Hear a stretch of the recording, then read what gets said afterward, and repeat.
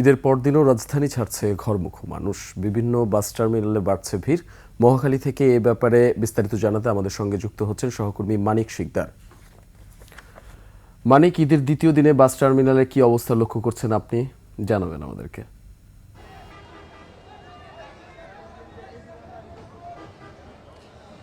দীপু, গতকাল ঈদ শেষ হয়েছে এবং ঈদ শেষ হলেও কিন্তু ঈদের আমেজ রয়েছে। আপনি জানেন যে সপ্তাহব্যাপী ছুটি এই ঈদে আছে, যার কারণে যারা ঈদের আগে শহর ছেড়ে নারীর টানে বাড়ি ফিরতে পারেননি, তারা কিন্তু এই যে ঈদের দিন এবং ঈদের পর দিন হয়তো আগামীকালকেও যাবেন। আমরা দেখতে পাচ্ছি যে মহাখালী বাস টার্মিনালে কিন্তু অসংখ্য যাত্রীদের ভিড়। বিশেষ করে আমরা লক্ষ্য করছি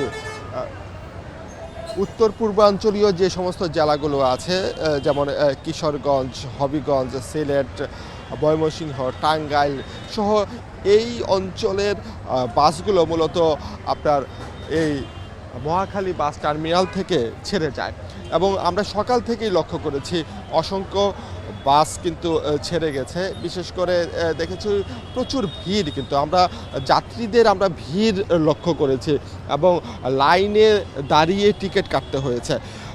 যারা বাস বা পরিবহন শ্রমিক যারা আছে তারা যেটা বলছেন যে ফিরতি পথে যাত্রী কম থাকার কারণে যে বাসগুলো যাচ্ছে সেটা কিন্তু যাত্রী পাচ্ছে না, যার কারণে এখান থেকে বাস আসতে একটু ব্যাক পেতে হচ্ছে। কিন্তু তারা চেষ্টা করছেন যে সময় মতো যেন বাসগুলো চলে আসে এবং টিকিটের যে প্রাইস নিয়ে কিন্তু বেশ কিছু অভিযোগ আছে। অনেকেই বলছেন যে ভাড়া, সেই ভাড়ার থেকে বাড়তি ভাড়া নেওয়া হচ্ছে।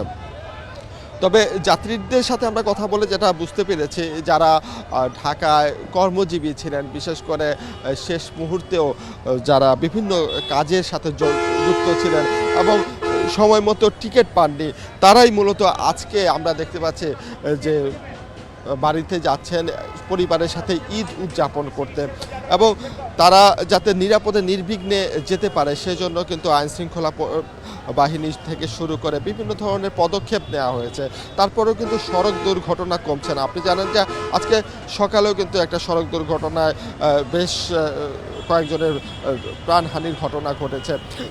তবে যাত্রীরা এবং পরিবহন শ্রমিক যারা আছেন তারা এই বিষয়টা আরও বেশি সতর্ক থাকবেন, এটাই আসলে প্রত্যাশা করছেন সবাই, এবং যাতে কোনো ধরনের প্রাণহানি না ঘটে সেটাই সবাই আসলে চাচ্ছেন।